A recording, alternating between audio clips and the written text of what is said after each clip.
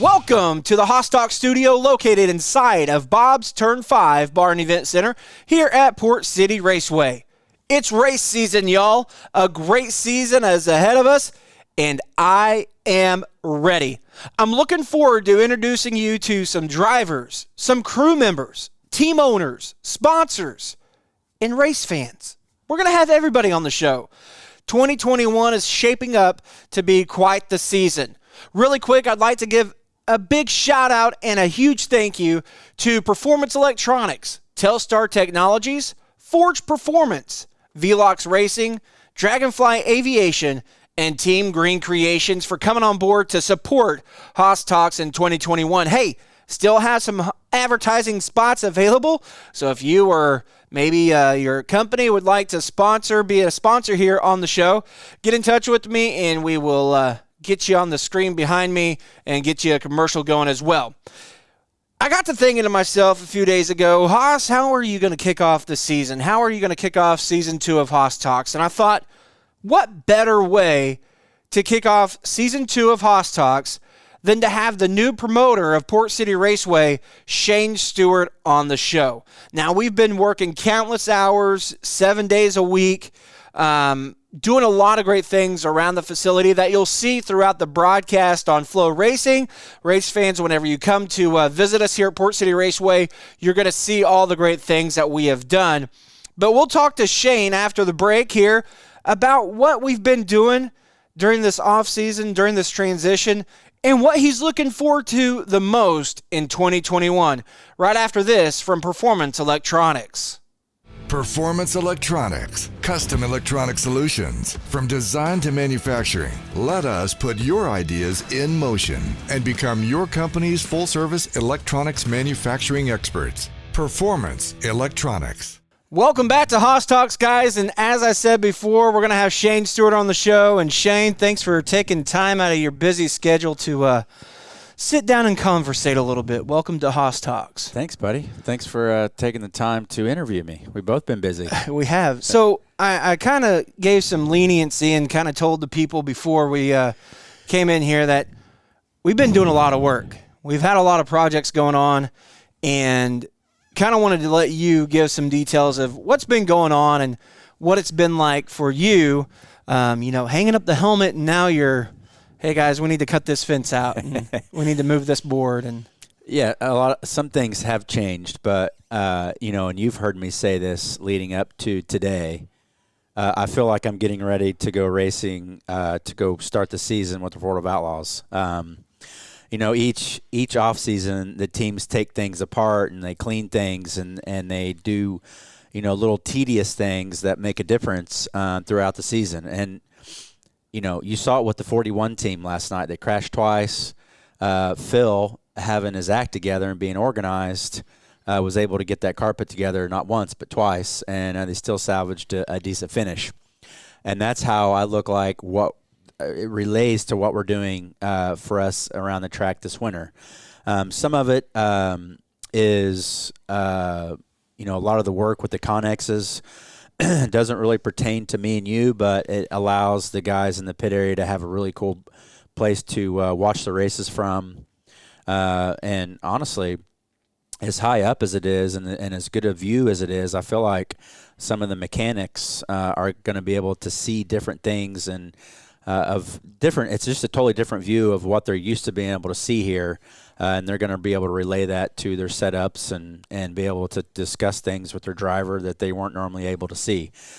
But it's not just the connexes. There's just been a lot of different work. We've added a lot of great companies to our billboards around the racetrack. And we've been able to obviously put some of them up. We still have a few more to put up before next week, but and then just cleaning things. We've added some concrete behind the concession stand, made that area a little nicer for the cooks, and we added a little bit more concrete between the beer shack and turn 5.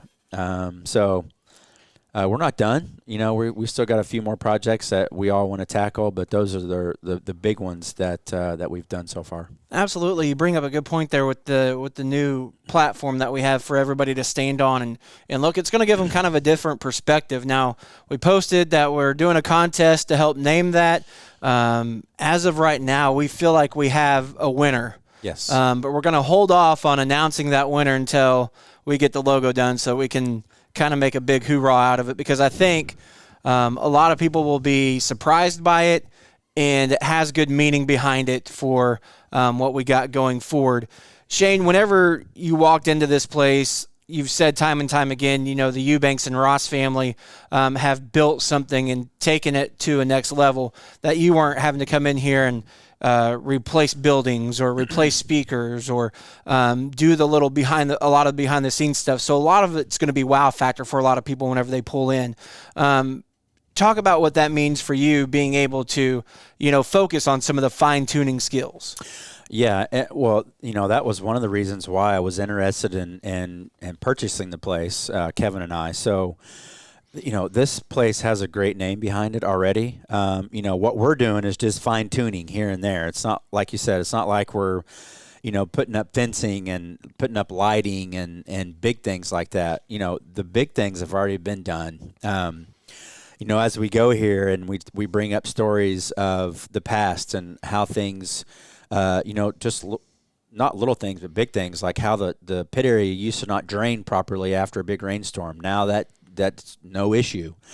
And we proved that last week. It rained a lot here Friday night. We were able to get our hands dirty and get the track prepared by noon on Saturday to have the practice last Saturday. And that's all due to hard work before I got here. And I've seen pictures from Mike Eubanks' phone of all the hard work that they did to get the infield to drain right and the track to drain right. And, all that makes a difference in not having rainouts. And, rainouts are bad for promoters, or bad for the teams, and you generally lose a lot of money when you have rainouts. So to know that those big things like that are already in place makes me feel a lot more comfortable as a track owner here. And but just really excited about the season, about this new venture for my family and I, and looking forward to it.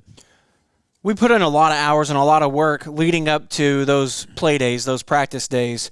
Taking time now to just quickly reflect on the feeling that you had whenever cars were finally on the track and practicing, and then tonight being our opening night. This is going to be your first night up in the tower. This is going to be your first night saying, caution, yellow, yellow. Hey, you spun him out. You got to go to the back. What's the anticipation? What's the feeling like right now for you? A little bit of butterflies. I got a text message from Mike Hess, that's the director there at the World of Outlaws, and he said good luck. And, so little things like that are encouraging. Means a lot to me to get little messages from my buddies, telling me good luck for the first night. But yeah, I'm looking forward to it. Obviously, Mike's going to be up there, kind of holding my hand a little bit and guiding me, and which they've done. I can't even put into words how much they've actually helped. They've been here every day since we bought the racetrack, and they've worked and they've worked and they've worked. And Megan's went and painted the floors of the bathrooms, and they're just, it makes me feel comfortable because they really, really, truly love this place. And and it's just been a good situation for Jen and I to have you and Kenny and the Eubanks, and of course Mike Ross helping out with the track side of things. That's honestly, I feel like I'm more nervous about the track side than I am getting up in the tower and doing that side of it. But everybody wants a perfect track, which we know it's not going to always happen, but we want to try to do our part and learn that side of it because we know both Mikes aren't going to be around here every week from now on, but we're excited to have them help us. We're trying to learn as much as we can in a short period of time, and hopefully we do a good job. A lot of people have been on social media, wishing you the best of luck and everything else, and then you start to see some comments of, hey, are you going to bring this race back? Are you going to bring this big paying race back?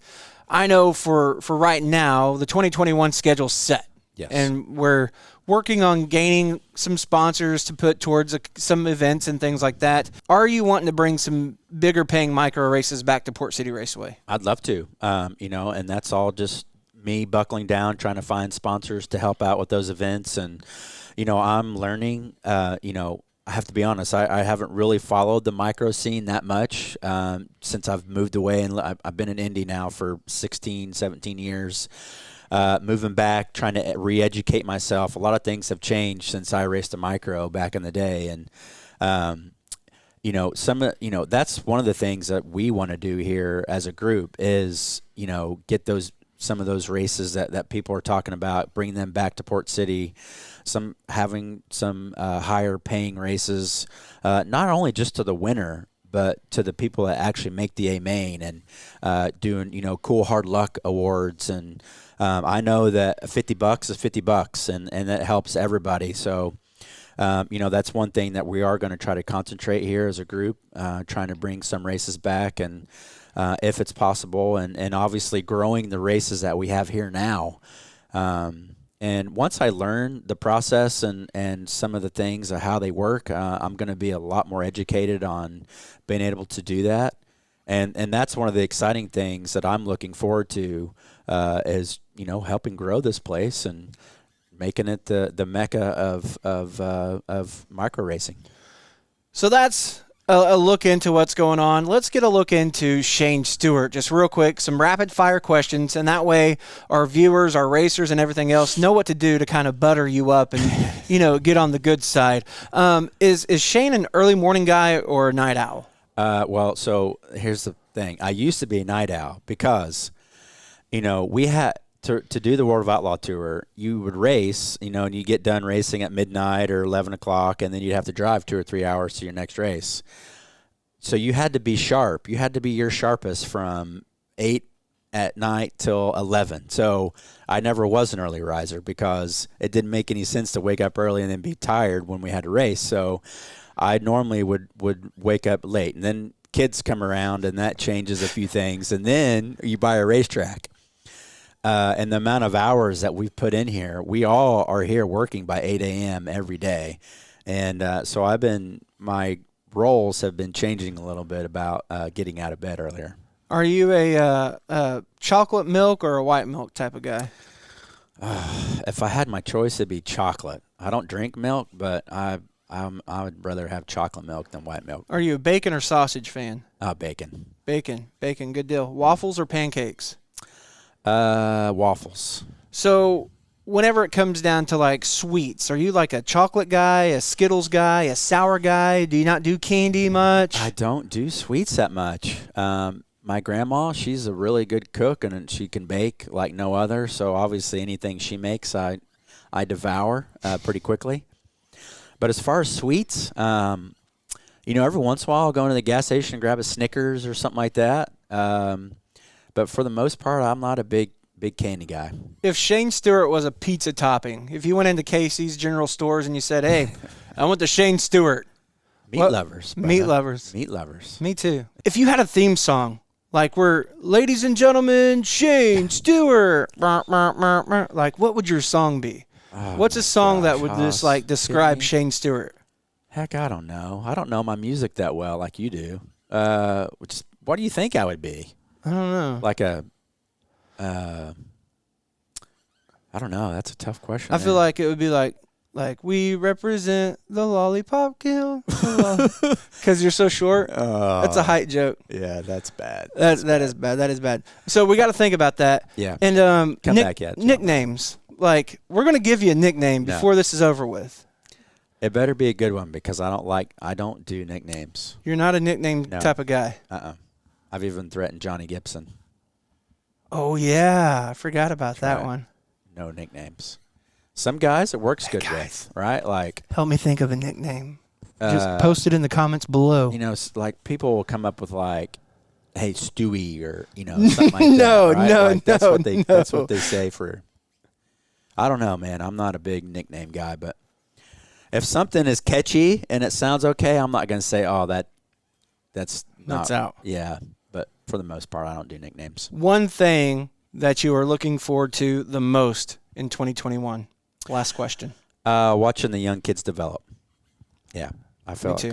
I'm really excited about that, and I feel like there's just a lot of really young talent, really good young talent. I'm going to learn the micro side of it, but you see them. With Keith Coons, we touched on it just briefly the other day during practice. He's obviously developing a micro team, and he's taking those young kids and then moving them up into his midget team. And there's just a lot of young, really good talent at such an early age, which is crazy. We had two 13-year-olds practicing with us on Wednesday last week, and both of them on not a very good track was just really good with throttle control. And I've been around racing enough now where I can kind of pinpoint talent when I see it pretty quickly, and it's good to see. So that's one of the things I'm really looking forward to, is watching these kids progress throughout the season, and hopefully if they want to become the best sprint car or whatever it might be, NASCAR driver, it'll be good to watch them go up the ranks and try to make their dreams come true. Well, race fans, that's Shane Stewart. He's your promoter, your owner of Port City Raceway. Thanks for taking time with us, Shane. Yes, sir. And race fans, stay tuned to Flow Racing for all the action here at Port City Raceway.